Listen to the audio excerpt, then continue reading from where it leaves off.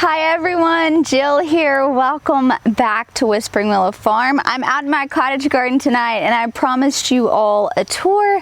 So that is what I'm going to do. I'm going to be giving you all a garden tour of all the beautiful flowers and herbs that are growing in the cottage garden. So we bought our farm around 2 years ago and we had a lot of different projects on the farm to tackle. And so the cottage garden unfortunately took a back seat. But this season I really wanted to prioritize growing my own herbs for medicinal purposes, and so I really wanted to cultivate this space for that, and I also really wanted to prioritize self-care, rest, and rejuvenation, and I knew that this place was going to be that place for me. So we added twinkle lights. I spent a lot of time in here just really getting creative. We do a lot of family dinners over here on our table, and so for me it's been so worth cultivating this space. So a lot of what you're going to find in here are flowers, herbs, medicinal plants, things that I am so excited, and they're pretty low maintenance for the most part. My goal in here is to eventually plant those things that are going to be perennials. Now I have already established quite a few perennials when I first moved in, and we have moved some other perennials off of various places of our farm in here.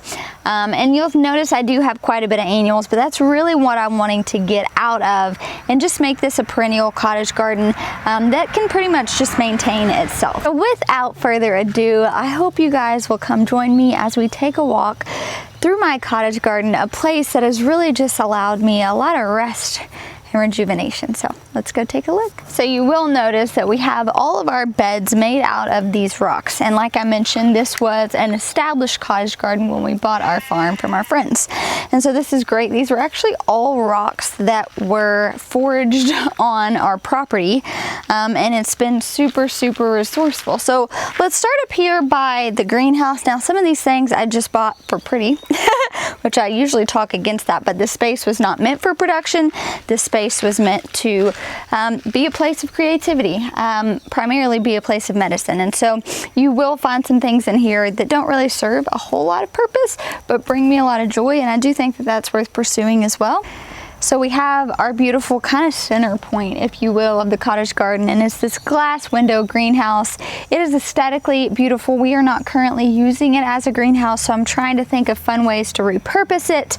And then you'll notice we just have some ferns, you know, kind of placed about to kind of create this little sitting area on the front porch. Over here I have a green stock, which we have just some like violas. In here we've got some borage, different lettuce.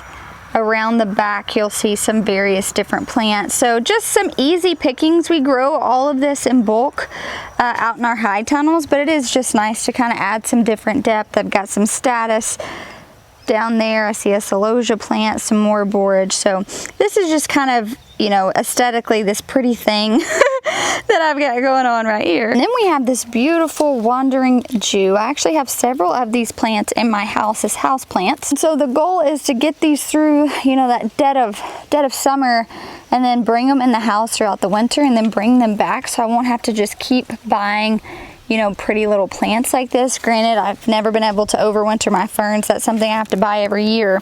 So I thought I would find some different hanging plants, see if I can't keep them inside through the winter, and just see how well they do. This is one of my favorite plants though. It literally just multiplies and multiplies.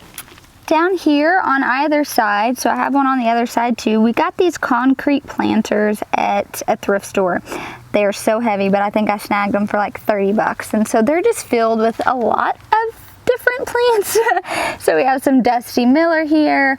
Right here we've got some succulents, which these actually did come back surprisingly. Some grasses, various different grasses, and just kind of made this pretty little planter for the entryway.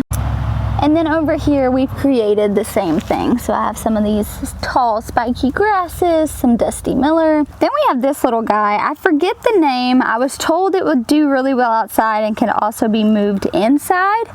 I am having some issues with, you know, it rotting, but we've got a lot of rain lately, and so I think that could be it. But the center of it looks really good, and it was also really affordable at the local nursery. So these are just kind of fun. These little planters at the front are just, you know, add that nice little pretty pop of color when you walk in. So it's still kind of early to be out here doing a garden tour. So the sun's starting to set behind the wood line here, but it's still really bright on the other side. So we're going to walk through this side. I do have the garden kind of, I guess, divided in a way. So over here I do have all of my annuals that I planted this year for flower purpose. You're doing a lot of dried flowers and a lot of dried grasses for various projects that I have, and so that's primarily what's going to be over here. I also know that those things have a tendency of attracting more pests, and so I wanted to keep those over here and kind of interplant as I needed to. And then on the other side is where I have more established perennials, and that is the goal, is to keep establishing those perennials, and then eventually I'll have this whole space kind of mapped out, and we'll be really utilizing it well for those plants that'll just keep coming back. So the first bed I have behind me, you'll notice there's something in the middle. This was a limelight hydrangea I bought. I bought two, one to go on either side. They were rather expensive. They're absolutely beautiful. They're like this lime color hydrangea that's kind of cone-like in its shape instead of a traditional round hydrangea when they bloom. Absolutely stunning. However, last year we had crazy drop in weather after everything had started to bloom. So everything started getting those blooms on, and then it got really, really cold, and unfortunately it has totally killed it. I do not think it's going to come back at all. So in the meantime, I have filled all of this with a flower called Craspedia. I'm growing the sunball variety. They're these fun little yellow balls of sunshine, and you can grow them as a cut flower. You can also grow them for a dried flower, which is what I'm going to be using them for. I have attempted to grow them once or twice. I feel like here it's really, really hot for what they prefer, but so far I do have a little one popping up, and so I am also hopeful that these will do really well. Also, the soil conditions are a bit more poor in here, and so that is something that I'm trying to be mindful of, and just being diligent with adding those, you know, prebiotics, organic fertilizers and things like that throughout the season to kind of give them that extra boost that I know that they'll love. Here we have a Highlander ornamental grass.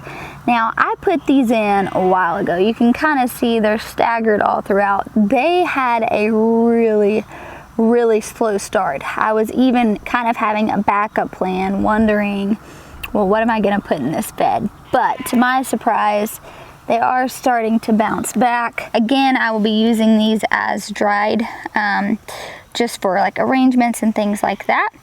But they're doing really well. They're kind of scattered throughout this entire bed, so fingers crossed these will just keep on rocking and rolling. Down here we have got the Queenie Lime series of zinnias.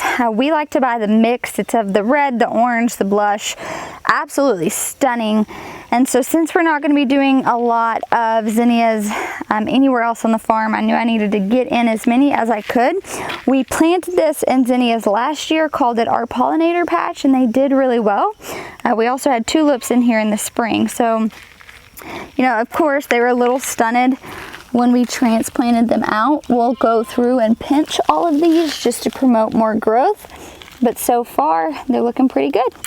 Here's our sweet little table where we've been eating lots of dinners, and our beautiful Willow. I mean, she has just grown so much. She's doing so well. And then let's move over here. I planted my other green stock a few days ago. We have in the top Flamingo Celosia. This is a variety from Floret Farms. Very slow growing, but absolutely stunning.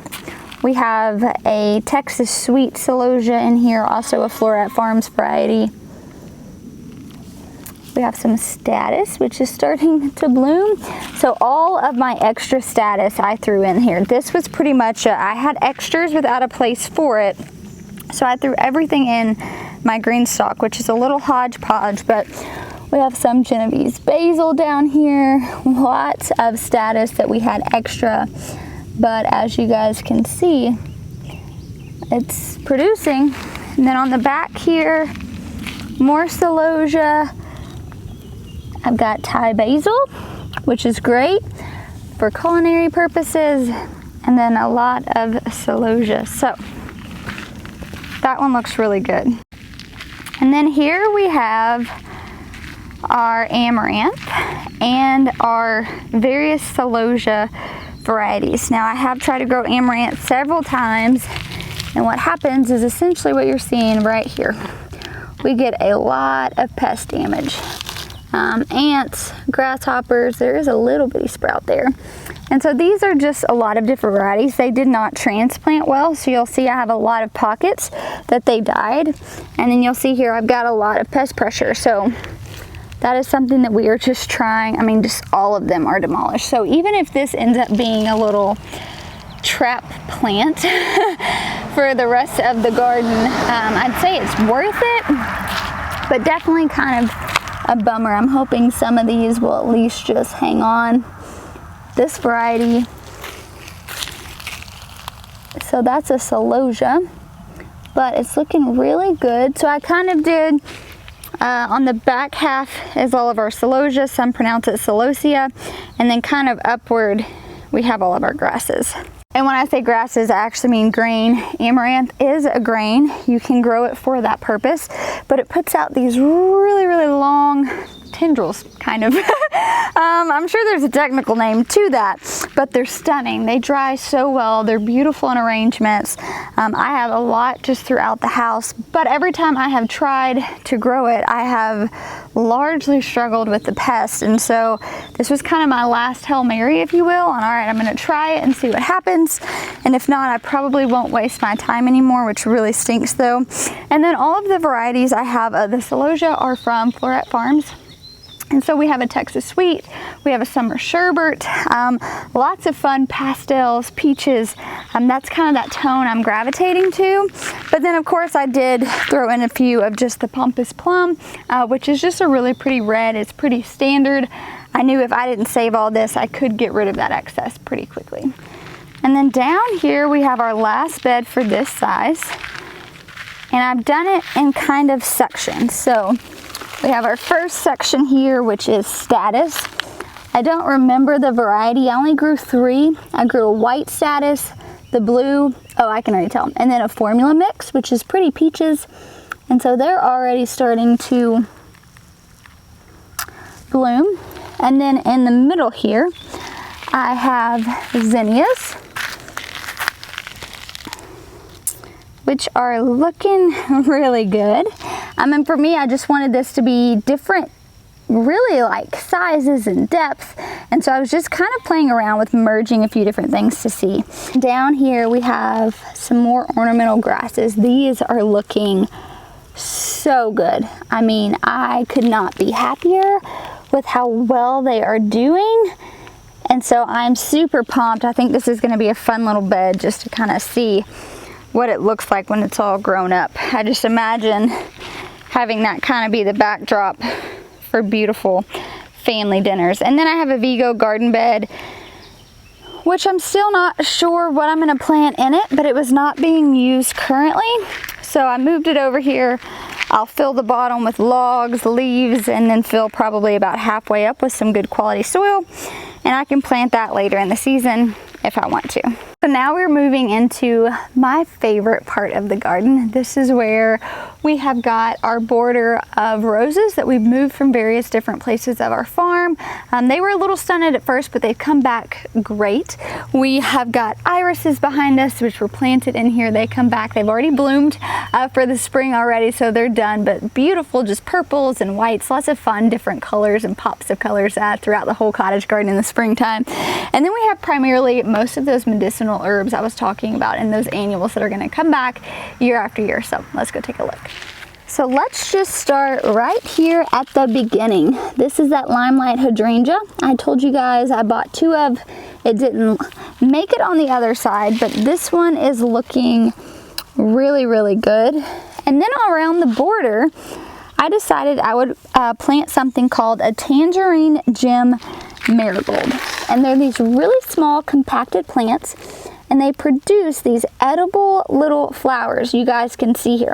My plan was to use them for focaccia breads, butterboard, charcuterie. They are a super strong citrus flavor. So these won't get as tall as a standard marigold, and the flowers themselves will just stay really, really small and petite. Just the smell. I mean, I can just rub my hand along the plant and it is so just wow. I think it's going to be a great addition in the kitchen.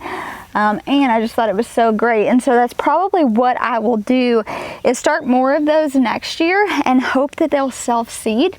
And then I can just put them around some of the different borders just to kind of fill in. I want to have a lot of different depths and textures. And obviously I just want a lot of things that are going to keep reseeding but not go too crazy. And I think I can get a handle on that. But you see back here, I've got some Dusty Miller that I started. It's actually looking really good. These are also just really good to throw in like borders, and they do fairly well. There's a little grasshopper on there. And I did plant some elephant ear. They will not come back. And then here are these irises that I was telling you guys about. But we deal with a lot of weeds all along the back, which are super, super hard to weed, obviously, and get back there. And so I planted yarrow because yarrow is going to multiply and spread. And I wouldn't be upset if this whole thing ended up being a yarrow patch. So I've got it tucked back there. You guys can't see it. And so that was kind of the goal behind that, is that the yarrow would choke out any of the other weeds and just be a nice addition to the garden. I got ahead of myself. I have to back up a little. So we have our front little bed here. And then off of that is this beautiful little circle, and this is where I've planted a lot of those culinary herbs, which actually have a lot of dual purposes. Here we have a thyme. We use this a lot in the kitchen, specifically in the fall and winter. I make a lot of soups, and so I went ahead and planted 2 of those. These will just keep getting rather large. We have got your common sage. I will dry this for cooking purposes, but also for medicinal purposes. I'll have a video out later this week on my top 10 medicinal herbs to grow. And then here we have a beautiful tri-colored sage, which I've already been stealing from to make focaccia. But it is truly stunning, and these plants have done really, really well. And then on the other side, we have got our dill. This is growing magnificent. I love dill because, I don't know if you guys knew this or not, when it, sprouts, it puts out these umbels, which are just these beautiful yellow flowers. You can use those as cut flowers. We actually really recommend growing dill as a cut flower. But then obviously there's all of these other reasons you'd want to grow dill, right? We use it a lot when we're fermenting. Dill is one of those herbs that I'm, when I'm not growing it, having to source out often. So that's why I made a priority to grow plenty of it. I've got 2 plants and then an elephant dill in the middle. So as you walk in through the arbor, I have got sweet peas growing up a trellis, which are just going to be beautiful. And then this is where we have started our rose border. Now, I mentioned that crazy winter got us, and so not all of mine have come back, and I'll probably need to replant some, but we have moved a lot of them and created this whole border, and it wraps around to right here. So the idea was to add a bit of a barrier, kind of like this secret garden, if you will. I thought would be really pretty. So we will just go in and fill in the ones. As far as the varieties, I do not know. These were all roses that were on some different part of the property, and we moved them. So once they start to bloom, I am going to try to identify them, but right now I'm not sure what all the varieties are. Down here I've got this little orange thyme. I started from seed. I heard so many great things about this. It's very slow growing. I mean, I could put this in around the same time I did the other time, but I planted it in a few different spots in the garden, hoping that it will kind of take over. I've got clary sage right here. I have some chrysanthemum, which will, I'm told, flower around Halloween in my area. So this is a new one for me. I've never grown that or the clary sage. But what I have done in between the sections of roses, specifically the ones that didn't make it, I had a lot of extra status. And so I decided I was going to fill all of these in with different varieties. So that is the blue status, the white status, and the formula mix. and they are doing really well. So a lot of them are coming up, but you guys can see here, I have them in rows of 3. We are dealing with a lot of ants. We have a massive ant issue here, and it's literally just they're eating the roots of the plant. So I've had to go through and replant these a few times. I started another round of Dusty Miller just to kind of border this area I have, and so we have Dusty Miller planted throughout here, and then just some basils. We've got a Thai basil, we've got the purple ruffles, and then a Genovese on the outside just to try to fill in some of these bare spots to prevent weeds. And then we have our lavender around the corner. I did not grow this lavender. I bought it from my friend Melissa at Wildland Gardens along with the chrysanthemum and the clary sage.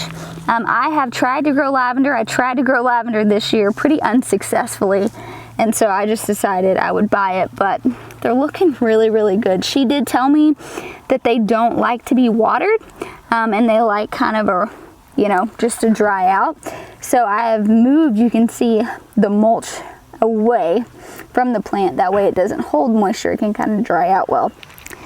And then this is one of my favorite spots. It's this little horseshoe garden bed. I have some perennials and some annuals. So last year I planted this rutabaga, which is also known as black-eyed Susan, and it was not even a quarter of this size last year. So it spread so much. It actually spread down here, and then I had another plant here and it spread down there. However, not all of it came back, and so I'm hoping this will just be a really, really nice perennial for us.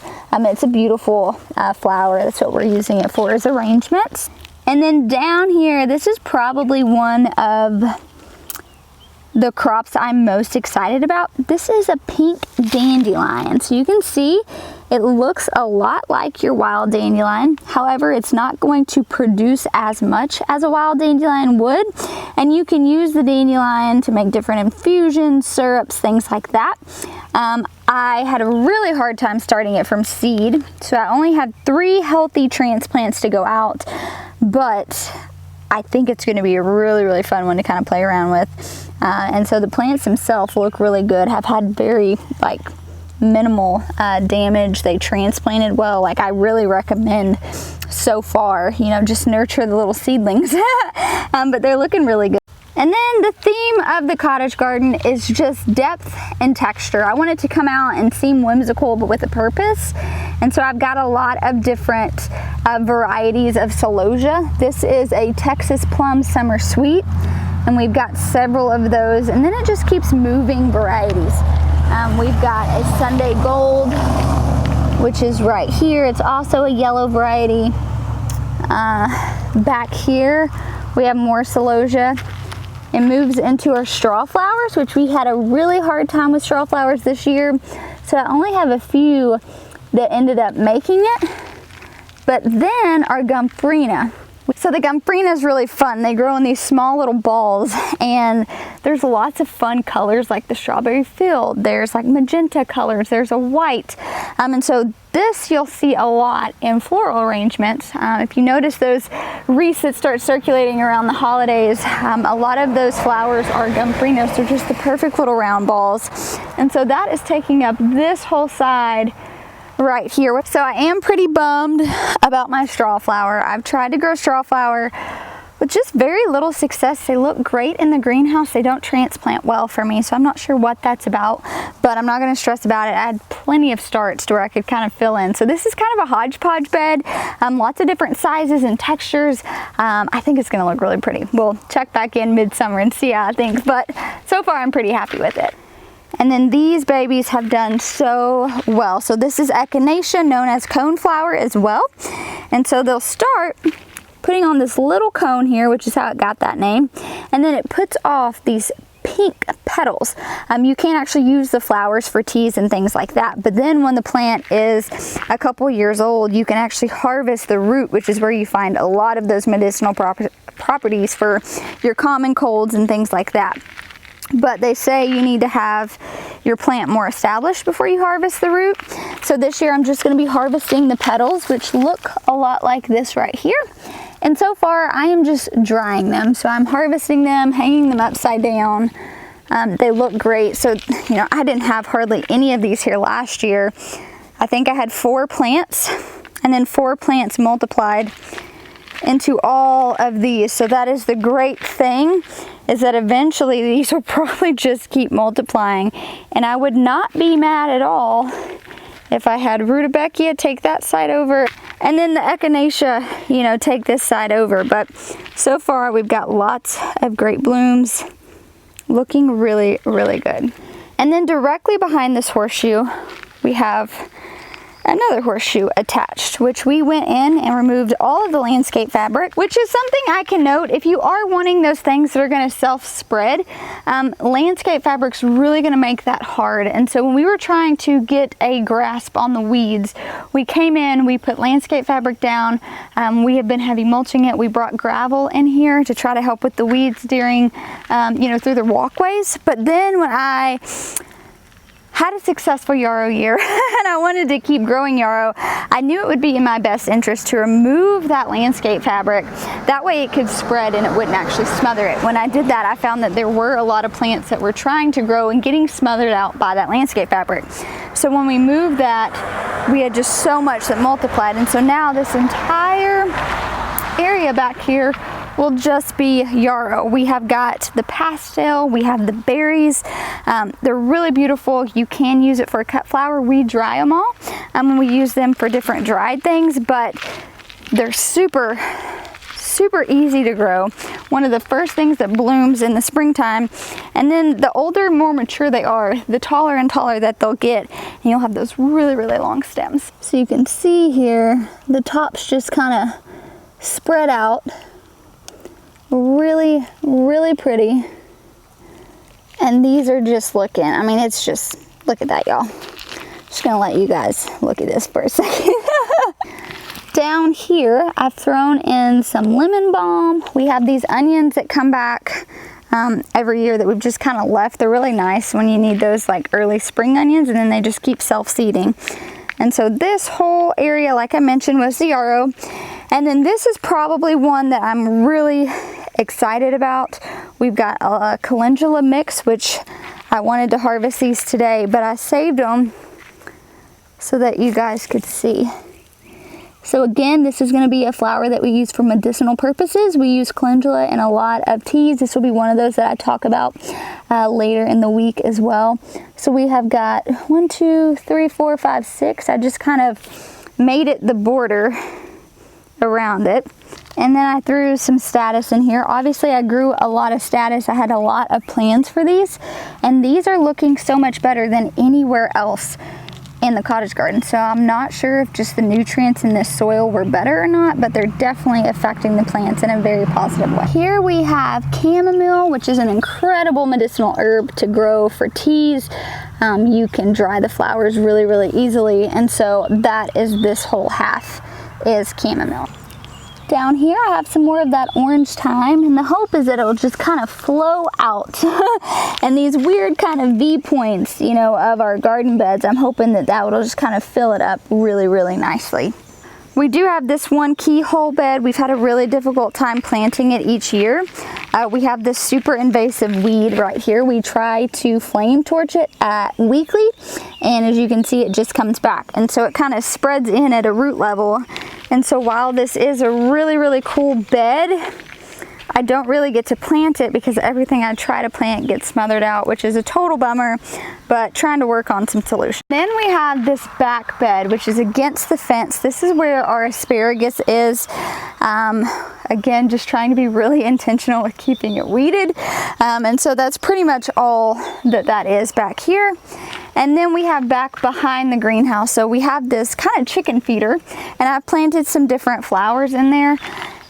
And then back here in the corner, which you guys have probably harvested this with me, is all of our comfrey. It's taking over this whole back part of the bed, which is great. And so again, I'm looking for those different herbs and flowers that are going to keep spreading and multiplying and kind of smothering. We deal with a lot of invasive weeds here. And so if I can find a flower or an herb that's stronger than those weeds and can kind of just crowd it out, that's really kind of our goal when it comes to planting things in the garden. I need it to have multiple purposes. Oh, thank you, Lord. That breeze is so nice. So I need it to have multiple purposes. So even though it's not quite nighttime yet, you can see the little twinkling lights. The space is just gravitated me in day after day, which is a space that I wanted. I wanted a space that really just allowed me to come in and be creative and not really have a plan, but have a plan, right? So much of our farm is for profit, and what we're doing is very thought through, methodical. It's who is the customer that we're selling to? How are we best serving that customer? And in here, I've kind of just let that whimsical side of me come out. I've put different textures together. I've put different colors together. I've put a lot of depths in places, and it's a little funky. It's a little funky, and I love it. And I hope you guys loved getting to see a little glimpse of my cottage garden as it continues to grow. I will continue to do these cottage garden tours, but right now we're in the middle of May and things are looking pretty full of life. But thank you all so much for hanging out with me tonight in my cottage garden. I hope that this inspired you to create those spaces that really just feed you as the gardener. We all have to have those places where we feel rested and rejuvenated and inspired, and we want to be creative and keep pouring back in. And for me, that's what this cottage garden represents. And I hope you guys cultivate a space, no matter where you are or no matter what level of getting started that you're at, whether you're just a beginner, you deserve a space like this too, or maybe you've been doing this for way longer than I have. I truly believe everyone deserves to pour back into themselves and fill their cup back up to the top. But thank you all for hanging out with me. I'll talk to you soon.